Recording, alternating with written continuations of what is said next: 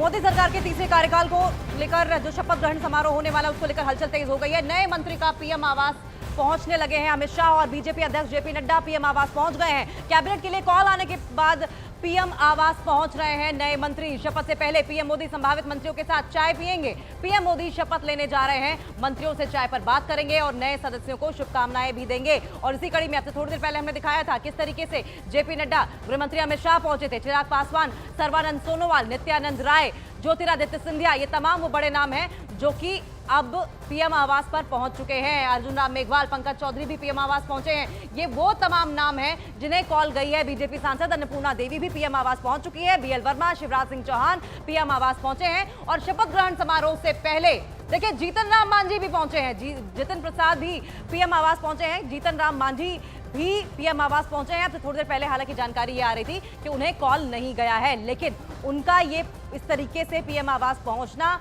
वो भी उस समय पर जब तमाम बड़े नाम जो कि पीएम आवास पहुंच रहे हैं, तमाम वो सांसद जिन्हें कॉल गई है, संभवतः इन्हें मंत्री पद की शपथ दिलाई जाएगी। ऐसे में जीतन राम मांझी का भी पीएम आवास इसी वक्त पहुंचना जाहिर तौर पर इशारा इस बात की ओर करता है कि संभवतः उन्हें भी मंत्री पद की शपथ दिलाई जाए। हालांकि उन्होंने ये बात जरूर साफ कर दी है कि उन्हें कोई कॉल नहीं आया था, लेकिन बीजेपी सांसद अन्नपूर्णा देवी भी पीएम आवास पहुंची हैं। फोन आया है और 11:30 बजे मीटिंग का समय रखा गया था। संभवतः मीटिंग चल भी रही होगी। मोदी 3.0 की तैयारियां तेज कर ली गई है। शपथ ग्रहण समारोह को लेकर इस वक्त देखिए किस तरीके से हलचल दिखाई दे रही है। यतेंद्र हमारे साथ, सहयोगी हमारे साथ बन गए हैं। यतेंद्र, सबसे पहले तो इस बारे में जानकारी हम आपसे लेना चाहेंगे कि जीतन राम मांझी भी पहुंचे हैं। थोड़ी देर पहले जानकारी ये सामने आ रही थी कि उन्हें कोई कॉल नहीं आया है। ये बिल्कुल जानकारी सही थी कि उनको कोई कॉल नहीं आया। कल रात भी उनसे इस विषय पर बातचीत हुई थी और गठबंधन और जो खासकर सरकार का जो स्वरूप है उसको लेकर उनको बताया गया था कि आगे भविष्य में उनकी स्थिति रहेगी या उन्हें कोई ऐसा विभाग दिया जाएगा जो कैबिनेट मंत्री का दर्जा जिसका हो। लेकिन जीतन राम मांझी माने नहीं, अपनी बात पर अड़े रहे। आज सुबह फिर से वो अमित शाह के यहाँ पहुंचे और अपनी बात पर अड़े रहे, जिसके बाद उनको कैबिनेट में शामिल करने का फैसला लिया गया। और अब से कुछ देर पहले ही जीतन राम मांझी पहुंच गए हैं। हालांकि अनुप्रिया पटेल को लेकर भी अभी तक स्थिति स्पष्ट नहीं है, क्योंकि वो भी सुबह अमित शाह से मिली थी और उनको भी यही बताया गया था कि अभी बाद में उनको कैबिनेट में रखने पर विचार किया जाएगा। उनको आश्वासन दिया गया, लेकिन फिलहाल एक ऐसा विभाग उनको भी देने की बात कही गई जो कैबिनेट मंत्री का दर्जा रखता है, लेकिन अनुप्रिया उस पर मानी नहीं। और अभी भी लगातार कोशिश यही है अनुप्रिया की कि शायद बीजेपी आलाकमान मान जाए और उनको शामिल कर ले। अभी से कुछ देर पहले राजनाथ सिंह के यहाँ वो पहुंची, लेकिन बिना मीडिया से बात किए हुए चली गई।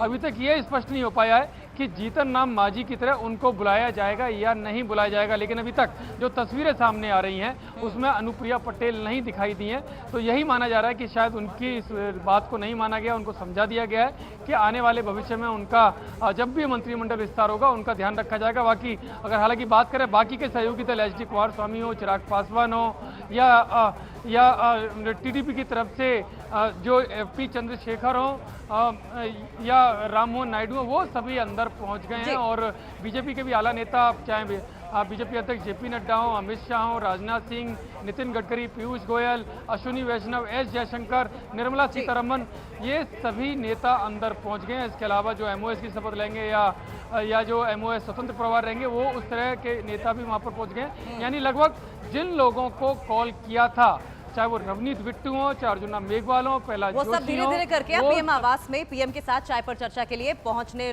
शुरू हो गए हैं और लगभग पहुंच भी चुके हैं। लौटेंगे आपके पास यतेंद्र, लेकिन एक और बड़ी अपडेट बता दें। राजनाथ सिंह और नितिन गडकरी पीएम आवास के लिए निकल गए हैं। जितिन प्रसाद भी बैठक के लिए पीएम आवास पर मौजूद है। थोड़ी देर में पीएम नए मंत्रियों के साथ बैठक करेंगे। देखिए ये दो नाम तो वो नाम है जो कि तीसरी बार लगातार मोदी सरकार में शपथ लेंगे, क्योंकि बार बार जिक्र उन नामों पर हो रहा था जिन्होंने दूसरी बार शपथ ली है। लेकिन राजनाथ सिंह, अमित शाह सरीखे नेता ऐसे होंगे जो कि मोदी सरकार में तीसरी बार लगातार शपथ लेने वाले हैं। और जानकारी ये मिल रही है कि राजनाथ सिंह और नितिन गडकरी पीएम आवास के लिए निकल गए हैं। और अब की बार तो राजनाथ सिंह और नितिन गडकरी पर खासा फोकस भी रहने की संभावना हो सकती है। सीधा हमारे सीनियर एडिटर विक्रांत हमारे साथ जुड़े, उनका रुख कर लेंगे। विक्रांत, क्या हलचल वहां पर दिखाई दे रही है?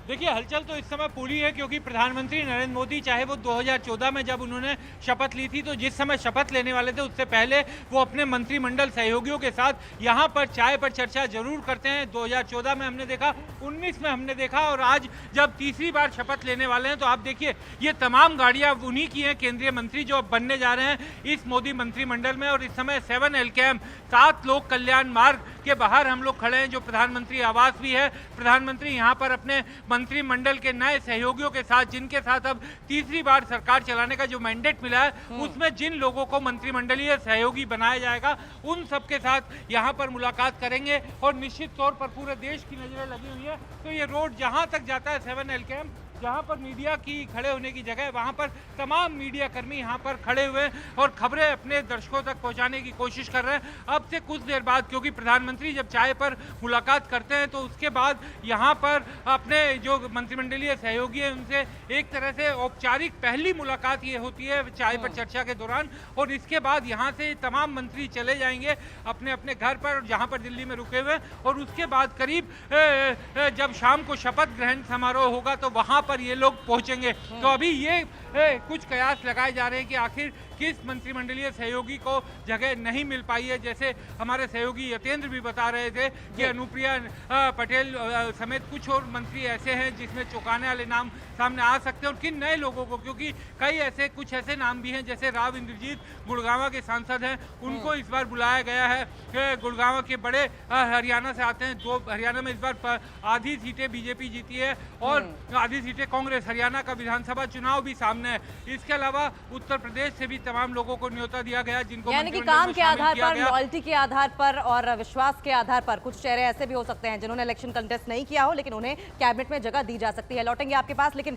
जीतन राम मांझी पीएम आवास पहुंच गए हैं। थोड़ी देर पहले जानकारी आ रही थी कि उन्होंने ये कहा है कि मुझे कॉल नहीं आया है, लेकिन बड़ी अपडेट इस वक्त ये आ रही है कि जीतन राम मांझी पीएम आवास पहुंच गए हैं। एलजेपी रामविलास के चिराग पासवान भी पीएम आवास के लिए निकल चुके हैं। इनके अलावा अल्मोड़ा से बीजेपी सांसद अजय टमटा, भागीरथ चौधरी पीएम आवास पहुंच गए हैं। यानी कि दिग्गज नेताओं का पीएम आवास पहुंचने का सिलसिला लगातार जारी है। 11:30 का समय दिया गया था और धीरे धीरे करके, क्योंकि तमाम सांसद ऐसे हैं जिन्हें फोन कॉल गए हैं, वो वहां पहुंचे हैं। हालांकि कैबिनेट में क्या जगह दी जाएगी, पोर्टफोलियो क्या रहेगी, इस पर अभी तक कोई जानकारी नहीं है। जीतन राम मांझी पीएम आवास पहुंचे हैं तो संभवतः माना यह जा रहा है कि उन्हें भी कैबिनेट में जगह दी जा सकती है। एलजेपी से रामविलास के चिराग पासवान हाजीपुर से चुनाव लड़े थे, जीते भी हैं, वो भी पीएम आवास के लिए निकल चुके हैं, संभवतः थोड़ी देर में पहुंच भी जाएंगे। अल्मोड़ा से बीजेपी सांसद अजय टमटा और भागीरथ चौधरी भी पीएम आवास पर पहुंच चुके हैं। इससे पहले निर्मला सीतारमण, गृहमंत्री अमित शाह, जेपी नड्डा, ज्योतिरादित्य सिंधिया, सर्बानंद सोनोवाल, नित्यानंद राय, ये तमाम बड़े नेता हैं जिनके पहुंचने की जानकारी निकलकर सामने आई थी। तो मोदी 3.0, मोदी सरकार 3.0 की तैयारियां लगभग तेज है। शपथ ग्रहण समारोह आज लगभग शाम को 7:15 बजे होगा और उससे पहले देखिए किस तरीके से ये हलचल, सियासी हलचल देखने को मिल रही है। तो प्रधानमंत्री मोदी के घर पर चाय पार्टी आयोजित की गई है और मोदी सरकार की नई टीम वहां लगातार पहुंच रही है। जिन नेताओं को बुलाया गया है, संभावना यह है कि उनका नाम मोदी कैबिनेट में होगा और इस बार मोदी की कैबिनेट में कुछ नए चेहरों की एंट्री हो सकती है, कुछ सरप्राइज एलिमेंट्स हो सकते हैं। कुछ चेहरे ऐसे हैं जो पहले भी मोदी की टीम में थे और एक बार फिर मोदी ने उन्हें मौका दिया है। नए चेहरों की जो एंट्री हो रही है उसमें रामनाथ ठाकुर होंगे, राम मोहन नायडू होंगे। रामनाथ ठाकुर कर्पूरी ठाकुर के बेटे हैं जिन्हें भारत रत्न दिया गया था। एचडी कुमारस्वामी जेडीएस से होंगे, चिराग पासवान एलजेपी से, जीतन राम मांझी हम पार्टी से और सबसे अहम यह है कि शिवराज सिंह चौहान के साथ अन्ना मलाई और रेखा खडसे का नाम भी शामिल है। शिवराज सिंह चौहान को मुख्यमंत्री पद से हटाया गया था, तभी से संभावना जताई जा रही थी कि केंद्र में कोई अहम पद दिया जा सकता है। रेखा खडसे तीसरी बार चुनाव जीत कर आई हैं और इसके अलावा जिनकी वापसी हो रही है उनमें अमित शाह तीसरी बार मंत्री पद की शपथ लेंगे, राजनाथ सिंह ये भी तीसरी बार मंत्री पद की शपथ लेंगे, नितिन गडकरी, पीयूष गोयल, सर्बानंद सोनोवाल, अर्जुन राम मेघवाल, ज्योतिरादित्य सिंधिया, निर्मला सीतारमण, उन्होंने इलेक्शन कंटेस्ट नहीं किया है निर्मला सीतारमण ने, लेकिन संभवतः काम और लॉयल्टी भरोसे को लेकर उन्हें मंत्री पद में जगह दी जा सकती है। पीयूष गोयल, जितेंद्र सिंह के भी नाम शामिल होंगे। तो शपथ ग्रहण को लेकर सबसे बड़ी खबर यह आ रही है कि बीजेपी अध्यक्ष जेपी नड्डा को भी मंत्री बनाया जा सकता है। आपको बताएं कि 30 जून को उनका कार्यकाल अध्यक्ष के तौर पर खत्म हो रहा है, लेकिन ये बड़ी जानकारी जेपी नड्डा को लेकर यह आ रही है कि मंत्री उन्हें बनाया जा सकता है। ये बड़ी खबर इस वक्त जेपी नड्डा बीजेपी के राष्ट्रीय अध्यक्ष हैं। हालांकि उनका 30 जून को जो कार्यकाल है वो खत्म हो रहा है, लेकिन जेपी नड्डा से जुड़ी बड़ी जानकारी आ रही है कि शपथ ग्रहण के दौरान को लेकर शपथ ग्रहण के दौरान जेपी नड्डा भी कोई बड़ी जिम्मेदारी मोदी सरकार, मोदी कैबिनेट 3.0 में ले सकते हैं। सीधा विक्रांत का रुख करेंगे। विक्रांत, जेपी नड्डा का कार्यकाल 30 जून को खत्म ही हो रहा है, लेकिन ये बड़ी जानकारी आ रही है कि अब वो मंत्री पद की शपथ लेंगे। देखिए, बिल्कुल इस तरीके की खबरें आ रही हैं कि शायद वो केंद्रीय मंत्रिमंडल का हिस्सा होंगे। हालांकि कुछ दिन हमें इंतजार करना पड़ेगा, क्योंकि अभी जिन लोगों को बुलाया गया है उसमें जेपी नड्डा भी वहां पर शामिल हैं। लेकिन पिछली बार जिस तरीके से कहा गया था कि जेपी नड्डा केंद्रीय मंत्रिमंडल का हिस्सा थे, उसके बाद ही उन्हें बीजेपी का अध्यक्ष बनाया गया था और उनके कार्यकाल में बीजेपी ने तमाम ऊंचाइयों को छुआ। बीजेपी सबसे बड़ी पार्टी बनी और कई राज्यों में बीजेपी को जीत हासिल हुई। इस समय जो भी मंत्री बनने वाले हैं उन सभी को यहां पर बुलाया गया है और सबकी नजरें अब इस बात पर भी है कि जेपी नड्डा जो बीजेपी के अध्यक्ष हैं, अगर उन्हें केंद्रीय मंत्रिमंडल में जगह दी जाती है तो उसके बाद पार्टी के अध्यक्ष के तौर पर किसकी नियुक्ति होगी और किस तरीके से ये संभाला जाएगा। ये तो तमाम सवाल है जिनके लिए अभी इंतजार करना पड़ेगा। और एक चीज जो हमेशा सबकी निगाहें रहती है कि मोदी मंत्रिमंडल या प्रधानमंत्री नरेंद्र मोदी की कोई भी इस तरीके का जो कार्यक्रम होता है उसमें कई ऐसे सरप्राइजिंग एलिमेंट होते हैं जो अचानक से सामने आते हैं और उनसे आदमी एकदम से चौंकता है कि ये इसकी तरफ किसी का ध्यान नहीं गया। तो अभी भी हमें इंतजार करना पड़ेगा जब आधिकारिक शपथ ग्रहण समारोह होगा, उस समय क्या कोई ऐसा नाम आता है जो अभी नजरों से बच गए हैं, क्या ऐसे किसी नाम को शामिल किया गया है, ये भी तमाम चीजें देखने के लिए सभी लोग उत्सुक होंगे।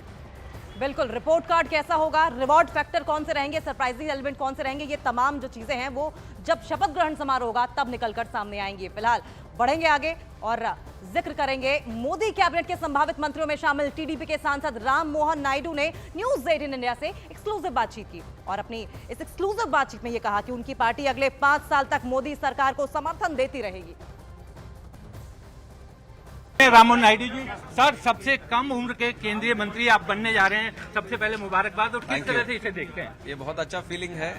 तीसरी बार जीतना ही एक नामुमकिन जैसी चीज हमने पार किया है। उसके बाद अलग से ये केंद्र मंत्री का पद भी मिलना, मैं इतने सारे लोगों को मैं धन्यवाद देना चाहूंगा। सबसे पहले हमारे नेता चंद्रबाबू नायडू जी को, प्रधानमंत्री मोदी जी को, जनसेना के नेता पवन कल्याण जी को, हमारे श्रीकाकुलम के जनता को, आंध्र प्रदेश के जनता। आप बहुत बड़े मैंडेट से भी जीते हैं, तो लोगों को बहुत उम्मीद थी कि इस बार आप केंद्रीय मंत्रिमंडल के बहुत बड़ा विश्वास रखा, एनडीए के ऊपर विश्वास रखा, हम सबके ऊपर विश्वास रखा कि देश को आगे बढ़ना है, आंध्र को आगे बढ़ना है तो एनडीए को ही जिताना है। इसलिए आपने देखा होगा रिजल्ट में कभी पहले ऐसा इस तरह का मैंडेट कभी नहीं आया, तो हमारे ऊपर जिम्मेदारी भी बहुत ज्यादा है। एक बस अंतिम सवाल पूछूंगा कि इस बार कहा जा रहा है कि किसी भी सहयोगी दल ने कोई शर्त नहीं रखी कि कितने मंत्री होने चाहिए, और आपकी तरफ से यानी आंध्र प्रदेश से टीडीपी का क्या कहना था इस मामले में? बीजेपी ने यही बात हम फिर से दोहराएंगे, कोई शर्तों वाली बात नहीं है, सब मिलजुल कर प्यार से पॉजिटिव एनर्जी के साथ देश को चलाना चाहते हैं। इसलिए ये जो अलायंस बना ये चुनाव के बाद नहीं बना, चुनाव से पहले ही बना है। तभी हम जानते थे कि मोदी जी फिर से प्रधानमंत्री बनेंगे, उनके सहायता से आंध्रा को भी आगे बढ़ाना है, तो उसी तरह से आप आगे बढ़ रहे हैं और इसी तरह से 5 साल भी उनको सहायता देते रहेंगे। स्पेशल स्टेटस और बाकी मांग जारी रहेगी, वो पूरा करवाने की कोशिश रहेगी। हमें पूरी तरह से विश्वास है कि केंद्र सरकार हमारी जो भी मांगे होंगे वो सब पूरा करेगी। बहुत बहुत शुक्रिया।